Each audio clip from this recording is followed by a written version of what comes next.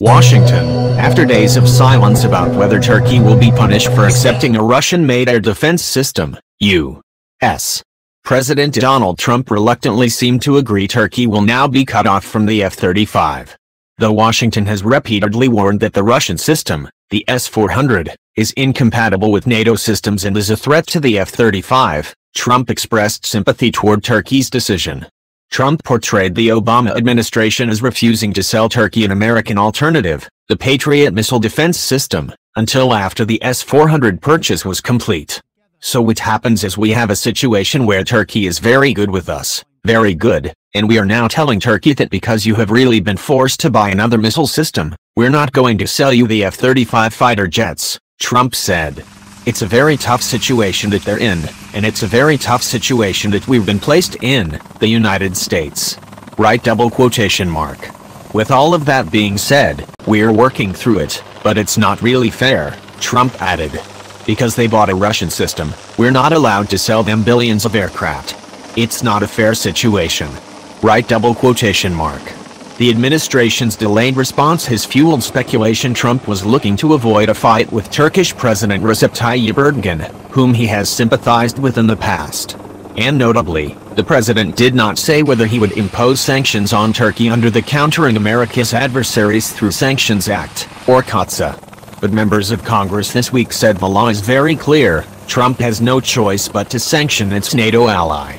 Days ago, Erdogan has expressed a belief that Trump has the authority to waive sanctions on Turkey for its purchase of the Russian air defense systems and must find the middle ground. But Trump may find Congress closed the door to compromise last year when it set a high bar to waive U.S.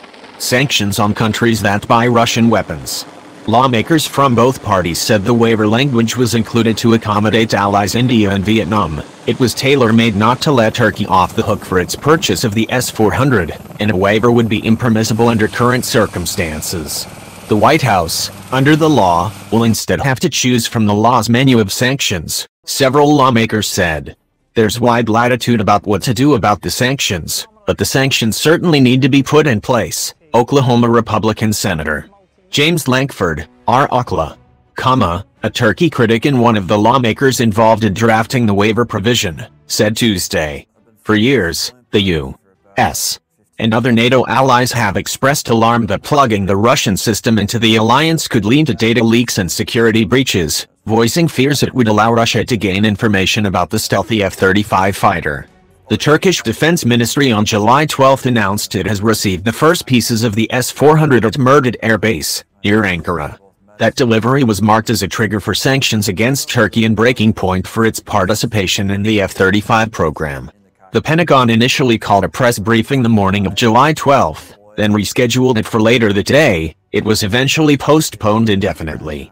While Defense Secretary nominee Mark Esper briefly said Friday that the position regarding the F-35 has not changed, no detailed statement about the F-35's fate had been issued until Tuesday, when Esper was asked about it during his Senate confirmation hearing. It's certainly disappointing. Those are my words. Very disappointing, Esper said. The policy that I've communicated to my counterpart, if confirmed, Defense Minister, is you can either have the S-400 or the F-35. You cannot have both. Acquisition of the S-400 fundamentally undermines the capabilities of the F-35 and our ability to maintain that overmatch in the skies going forward. Right? Double quotation mark. Turkey, a partner in the F-35 program that helped fund the development of the jet, planned to buy 100 F-35s. Its first jet was rolled out in June 2018 in a festive delivery ceremony. Quotation mark. Though Turkey formally owns its jets, the U.S. has the power to keep the planes from moving to Turkish soil and intends to keep all 4 existing Turkish jets from leaving the U.S. The U.S. has already stopped training Turkish pilots on the F-35 and has given Ankara until the end of July to get its personnel out of the U.S. Sanctions coming. U.S. Secretary of State Mike Pompeo told The Washington Post on Sunday he was confident the president would levy sanctions as CAATSA requires. The law requires that there be sanctions and I'm confident that we will comply with the law and President Trump will comply with the law, Pompeo said. Turkey has refused to bow to U.S. pressure, insisting that choosing which defense equipment to purchase is a matter of national sovereignty. Although Trump expressed sympathy toward Turkey's decision to purchase the Russian system during a meeting with Erdogan on the sidelines of a G20 meeting in Japan, Washington has repeatedly said that the Russian system is incompatible with NATO systems and is a threat to the F-35. Lankford and Senate Foreign Relations Committee's ranking member, Senator Robert Menendez, D.N.J., echoed that argument this week as reason to punish Turkey. Unlike India, Turkey is a NATO ally. The interoperability of our systems is critical. The inability of us to have a F-35 next to an S-400 is crystal clear, and Turkish officials were given options, Menendez said. In every respect, they turned their backs on us. They had an option and they refused to do so. That's why there's not going to be a waiver. Right? We're trying to make it clear that if you get Russian equipment, especially with them parking an F-35 next to an S-400, there's no way you can do that. They're not compatible, Lankford said. All this conversation about we're going to study it, we're going to examine it? We already know what the end result is on that. We don't want to incentivize people using Russian and American equipment together. Right? Erdogan's comments, that Trump has the authority to waive or postpone COTSA, came 2 days after NATO member Turkey took delivery of the first tranche of advanced Russian S-400 missile defense system parts, despite warnings from Washington that the move would trigger COTSA.